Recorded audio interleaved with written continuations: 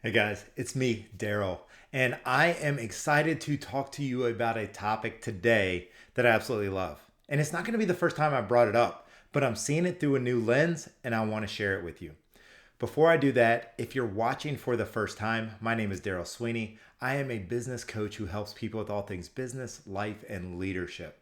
And I hope these videos serve you. I hope you can pull something out of this that serves you and your journey, what you want to create and achieve in the world. So listen to these stories, listen to the things that I'm going to share through a lens of what does this mean for me, about me, and what can I create with this new lens, this new way of thinking about something. So today I want to talk about commitment versus intentions. And we've talked about this before, but today I want to do it through a lens of 75 hard. Now, a lot of you guys know that I'm doing the 75 hard challenge. Today is day 32. I just had to look at the app to figure out which day I'm on. Today is 32 days in. If you haven't heard of the challenge, it involves 2 workouts a day, working out outside, a gallon of water, reading, progress photos, diet, no alcohol, just all kinds of stuff that I'm doing for 75 days straight. And I want to really zoom in on the 2 workouts per day because I've been thinking about commitments and intentions. And I was asked a question by a friend of mine today asking about kind of my approach. And for the most part, I've been going at this in a way where I have one pretty intense workout, or whether that's getting after it in the gym, resistance training, or getting on the Peloton or being on my bike. It's a pretty intense workout. Usually that's my first workout of the day. My second workout is usually a bit gentler. So today it was going for a walk around the neighborhood, 45 minutes, right? So the workouts have to be 45 minutes. And I was thinking about the difference between the two because there are things that I want to create this year. And she was asking me, well, how are you using 75 hard to create those things? And on one hand, my intense workouts, specifically, she was asking about how it supports my goal to get into the best shape of my life. And is it required that this challenge be a piece of that long term goal? And for me, it is. I want it to be. So maybe not a requirement, but I want it to be. And I am committed. I'm attaching commitment to that intense workout. So, what do I mean? My big goal, the goal that I have for the rest of the year, is to get into the best shape of my life. Now, that requires some things of me. And I'm committed to doing that because I'm committed to the long term goal. When I have things in my day to day, when I'm asking myself, who do I need to be today? I say, well, I need to go crush it in the gym. I need to throw this weight around. I need to go tackle a tough workout. Now, another part of me getting in shape is I want to put in more miles on the bike than I ever have before. So because I have these commitments of who I'm being this year, of what I want to create for myself this year, there are parts of the challenge that can lend itself to that. Right? So if I'm going to put in more miles than ever, why not create one of these challenges on the Peloton? Right? It's cold outside. I can jump on the Peloton, get a strong 45-minute ride in, take one of the classes, burn a ton of calories, build my leg muscles, build my cycling strength, log miles, and be prepared when it's time to get outside on the bike. I'll already have cycling endurance built up.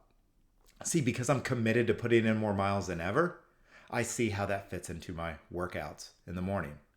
Because I'm committed to changing the shape of my body, to getting in the best shape of my life, I can look and say, okay, I've got this 45-minute workout to do as a part of this challenge. I'm going to get after it in the gym. I've recently joined a new gym and I've been working out with my brother, and it has upped the intensity of those workouts.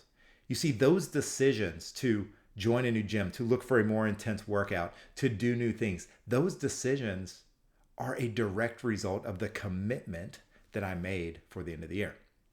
Now, on the flip side, the second workout, I have a lot of intentions. So I've thought about within this challenge of things I can do. I've thought about enrolling my wife to say, hey, I need to do my outside workout. Why don't we go play tennis? Why don't we go play pickleball? Why don't we go on a hike? Why don't we go do something together and bringing her in? I've spent a lot of times, my 8-year-old loves going on walks with me. He usually straps on his rollerblades, and it becomes 45 minutes of getting some work in, getting some movement in, but also for us getting to build our relationship, getting to find out new things about each other, getting to chat about what's been going on lately. I've thought about enrolling you guys in this challenge and saying, instead of grabbing a coffee or going to lunch, Why don't we get outside and do something? Why don't we go for a hike? Why don't we play some basketball? Why don't we create a way to both create relationship, build relationship, and get a workout in?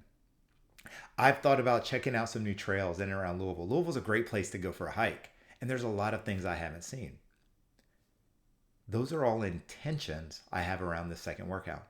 I haven't done any of them. I haven't done a workout outside with my wife. I haven't done workouts with most of you guys. I haven't been on any new trails. I haven't done those things, even though I intend to. And this is a really powerful way to look at the ways intentions and commitments differ in the way we show up. Right? The things I'm committed to, I'm making sure they happen. The things I intend to do, for the most part, they aren't happening. Now, I'm getting my workout in outside every day. They've all been walks around the neighborhood. But all of these other ideas and things floating around, they're not happening. And that's okay.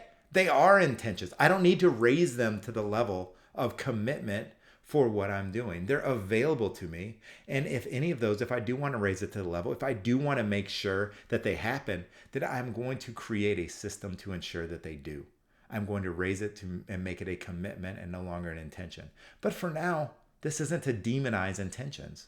There's a place for intentions in our lives. I was recently asked by somebody, he was telling me about something going on in his life, and he said, well, like, I'm looking at what you're doing. How do I change the way I'm showing up in the world? How do I change to create myself as someone who can do these things consistently and create this shift? And I simply told him, figure out what you want to create yourself to be, figure out the goals that you are chasing, and ask yourself, who would I need to be in order to achieve those things? And then create commitment around being that. Right? You want to create more leads, more sales at work. Who would you have to be? Or would you have to be somebody that has to be on the phone and make 20 dials a day? Would you have to knock on a certain number of doors? Would you have to show up online? Like, who do you have to be? And what commitments can you create around who that is to make sure you reach your goals? This is why I love commitments. This is why I work with so many of my clients on understanding the power of commitments and the difference between an intention and a commitment. Because for most of us, we talk like we're making commitments and then we treat them as intentions. So hopefully this little example around what I'm experiencing inside of 75 Hard helps continue to tease apart the difference between an intention and a commitment. And hopefully you can put those things to work in your own business and in your own life to create 2023 as the year you want it to be. If there's anything I can do to support you or help you out with that, please let me know. You can respond. Let me know what the commitments are you're making in your life. What are the goals you're running at right here on this platform? Shoot me an email. Hit me up at darrellsweeney.com. However you get to me, I would love to have that conversation. See you guys soon.